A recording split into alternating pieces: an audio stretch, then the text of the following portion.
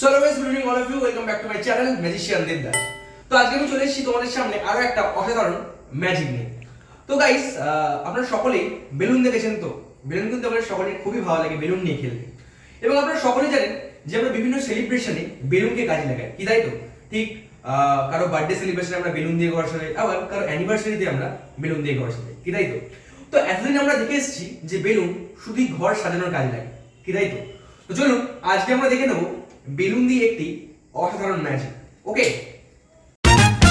তো এখন আমি তোমাদের সামনে এই বেলুনটাকে ফোলাবো। ওকে, আচ্ছা, তো আমার কাছে একটা বেলুন রয়েছে হোয়াইট কালারের, আর কি রয়েছে রয়েছে একদম সম্পূর্ণ খালি ফাঁকা একটি বক্স রয়েছে। ওকে, এরপর আমি করব এই বেলুনটিকে তোমাদের সবার সামনে ফোলাবো। ওকে,